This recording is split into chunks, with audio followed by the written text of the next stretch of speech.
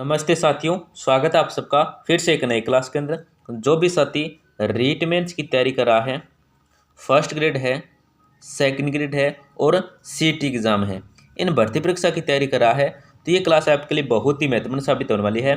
Class को पूरा complete देखना। देखो, टॉपर और फेल्ड स्टूडेंट में फ़र्क सिलेबस से नहीं होता है, केवल सवाल को समझने के तरीके से होता है। तो ध्यान से सवाल को समझना बहुत ही महत्वपूर्ण प्रश्न है। प्रश्न 1 नंबर आपका, राजस्थान में नाद की प्रमुख दो शाखाएं हैं, उनके नाम हैं। देखो, राजस्थान में नाद की प्रमुख दो शाखाएं, उनके जो नाम है वो कौन कौन से हैं। तो ऑप्शन देखो, वैराग पंथ व माननाथी, रसिक पंथ व गोरखनाथी, ब्रह्म पंथ व माधोनाथी, सखी पंथ व हरिनाथी। तो यहाँ पे जो आपका सही उत्तर होगा ना, वो होगा ऑप्शन नंबर 1। ऑप्शन नंबर 1 आपका सही उत्तर हो जाएगा वैराग पंथ व माननाथी। जो नाथ की प्रमुख शाखाएं दो हैं वो कौन कौन सी है, वैराग पंथ है और माननाथी है। इनका जो प्रमुख केंद्र है वो देख लेते हैं। जो वैराग पंथ है, इसका जो प्रमुख केंद्र है वो है पुष्कर के पास राताडूंगा। क्या है? पुष्कर के पास राताडूंगा है। जबकि माननाथी पंथ का जो प्रमुख केंद्र है ये है जोधपुर का महामंदिर, जिसका निर्माण जिसे किसने बनवाया था? तो महाराजा मानसिंह ने बनवाया था। जोधपुर का महामंदिर है माननाथी पंथ का प्रमुख केंद्र, जिसे महाराजा मानसिंह ने बनवाया था। तो ये भी आपको याद रखना है। आपका अगला प्रश्न क्या देखे देखते हैं। देखो, कागज पर निर्मित चित्र कहलाते हैं। कागज पर निर्मित जो चित्र हैं ये क्या कहलाते हैं? तो देखो, पिछवाई है, मानना है, पन्ने हैं या सांझी है। तो यहाँ पे जो आपका राइट आंसर होगा ना, सूत्र होगा ना, वो क्या होगा? ऑप्शन नंबर 3 होगा। क्या होगा? ऑप्शन नंबर 3 आपका सही उत्तर होगा। पान्ने कहलाते हैं। कागज पर जो निर्मित चित्र होते हैं वो पान्ने कहलाते हैं। देखो, कागज पर निर्मित देवी देवताओं के जो चित्र होते हैं वो कहलाते हैं पान्ने।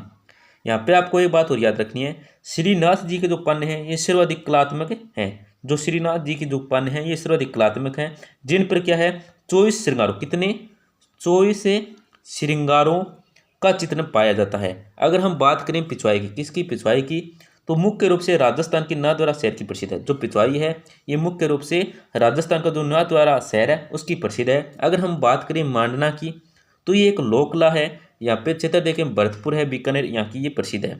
सांझी की बात करें तो ये भी एक लोक कला है, नवरात्रि के दौरान मनाई जाती है और देवी पूजा के कारण, क्या देवी पूजा के लिए सांझी है, ये नवरात्रि के दौरान मनाई जाती है देवी पूजा में। ये भी आपको याद रखना, देवी पूजा की जाती है।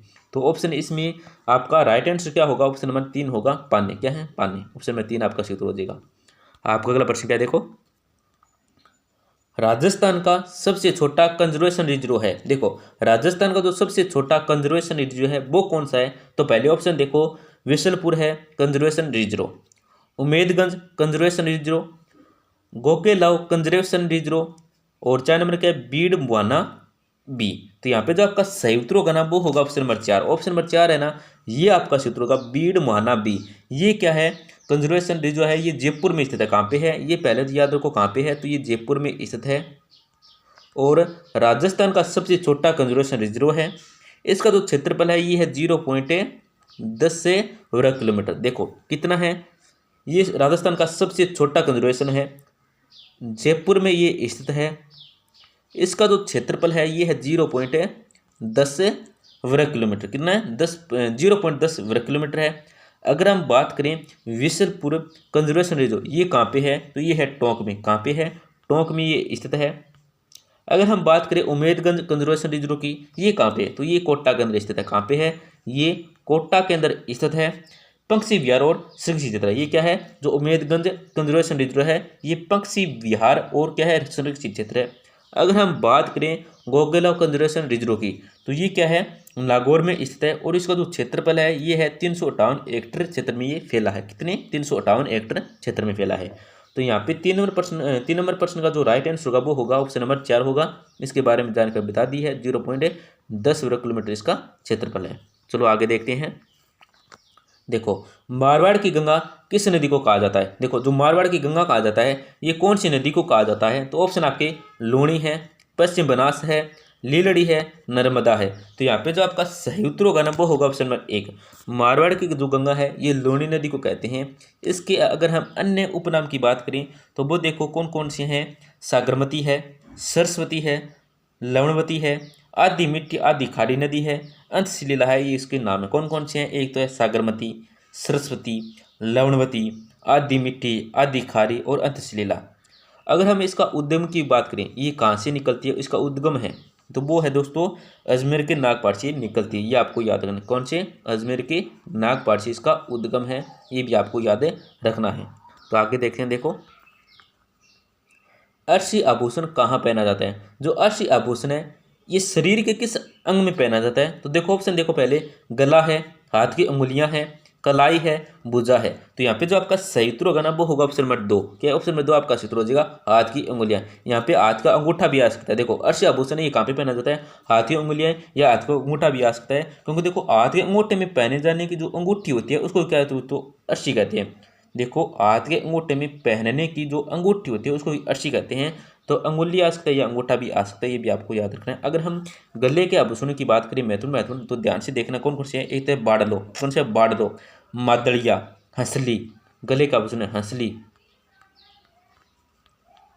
बाड़लो, हंसली, मदलिया, हमेल, हारो और कंटी। और कौन क्या है, कंटी। ये इतने नाम याद रख लेना, परीक्षा के लिए बहुत ही महत्वपूर्ण है। चलो आगे देखते हैं, देखो चित्तौड़ के प्रथम साके में रानी पद्मिनी के साथ कितने स्त्रियों ने जोर किया था। देखो चित्तौड़ के प्रथम साके में रानी पद्मिनी के साथ कितनी स्त्रियों ने जोर किया था, तो पहले ऑप्शन देखो 1500 स्त्रियों ने, 1100 स्त्रियों ने, 1300 स्त्रियों ने और 1600 स्त्रियों ने। तो यहाँ पे जो आपका सही उत्तर होगा ना वो होगा ऑप्शन नंबर 4। इस प्रश्न में जो आपका सही उत्तर होगा ना वो होगा ऑप्शन नंबर 4। देखो चित्तौड़ के प्रथम साके में रानी पद्मिनी के साथ जो स्त्रियों ने जोर किया था वो क्या था, 16 स्त्रियों ने। कितने, 16 इसको स्त्रियों ने क्या है, जोर किया था। यहाँ पे आपको ध्यान रखना है कि अगस्त 1303 ईस्वी में, कब है, अगस्त 1303 ईस्वी में क्या अलाउद्दीन खिलजी ने क्या चित्तौड़ पर अधिकार कर लिया था, जिसमें रतन सिंह के साथ गोरा और बहादुर ने क्या केसरी किया था। उनके साथ ही मतलब उसके बाद क्या है, पद्मिनी के साथ क्या है 1600 महिलाओं ने क्या जोहर किया था। ये आपको याद रखना, कितनी महिलाओं ने जोहर किया था पद्मिनी के साथ है, तो 1600 महिलाओं ने जोहर किया था। कब, तो 1303 ईस्वी में, जब अलाउद्दीन खिलजी ने चित्तौड़ पर अधिकार किया था। तो ये आपको याद रखना, बहुत ही महत्वपूर्ण प्रश्न है। आगे देखते हैं, देखो निम्न में से कौन सा शासक रणथंभौर का शासक नहीं था। देखो आपको इस प्रश्न में ये बताना है इन 4 ऑप्शन में कि कौन सा शासक है जो रणथंभौर का शासक नहीं था। देखो दो जैन सिंह हैं, ये रणथंभौर का शासक था। कृतिपाल ये नहीं था, ये कहाँ का था, ये जालौर का शासक था। बागभट भी था रणथंभौर का शासक। हमीरदेव क्या था, रणथंभौर का शासक था। रणथंभौर के प्रसिद्ध और अंतिम चौहान शासक थे हमीरदेव है, ये क्या है, रणथंभौर के प्रसिद्ध और अंतिम चौहान शासक थे। तो यहाँ पे देखो जो कृतिपाल है ये आपका राइट आंसर हो जाएगा, ऑप्शन नंबर 2 के आपका सही उत्तर हो जाएगा कृतिपाल। ये कहाँ के थे, जालौर का शासक था। कहाँ का था, जालौर का शासक था, ये आपको याद रखना है, रणथंभौर का शासक नहीं था। तो ऑप्शन नंबर 2 आपका सही उत्तर हो जाएगा। यहाँ पे इसका भी आपको याद रखना, अमीरदेव है ये रणथंभौर के प्रसिद्ध और अंतिम चौहान शासक थे। क्या है, रणथंभौर के प्रसिद्ध और अंतिम चौहान शासक थे। तो यहाँ पे आपका राइट आंसर होगा ऑप्शन नंबर 2। आप अगला प्रश्न क्या है देखते हैं,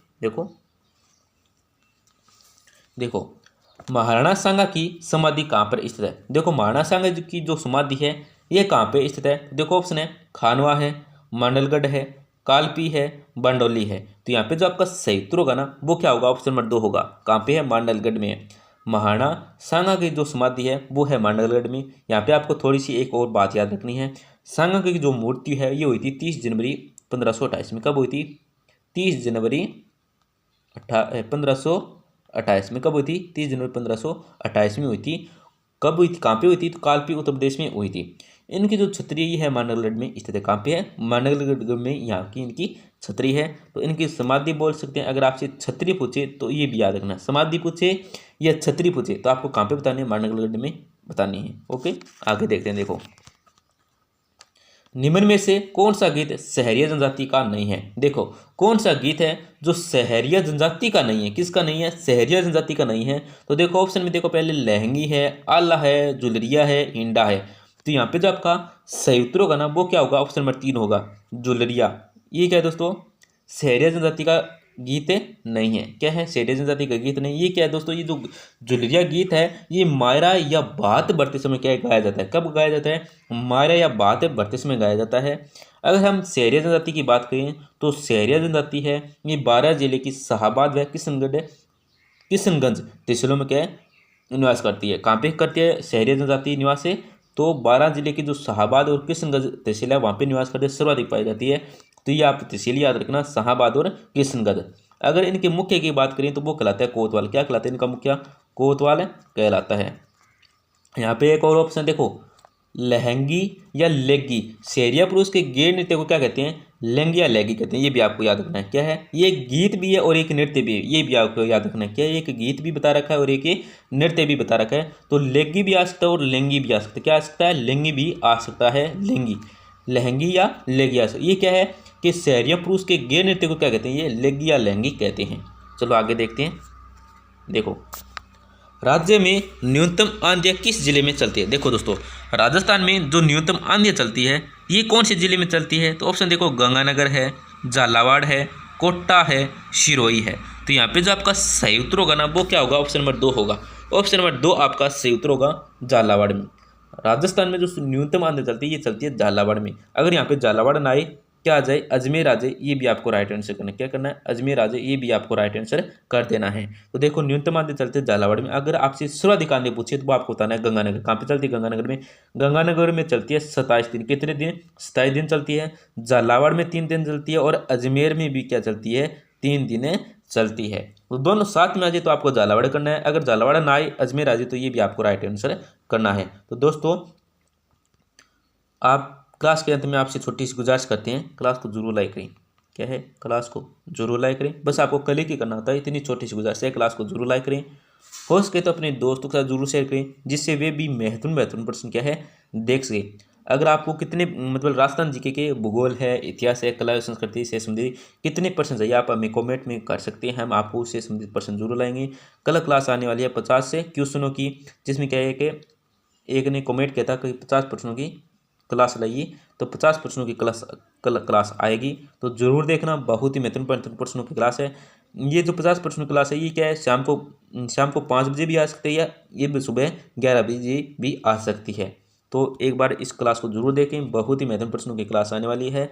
धन्यवाद, मिलते हैं अगली क्लास में।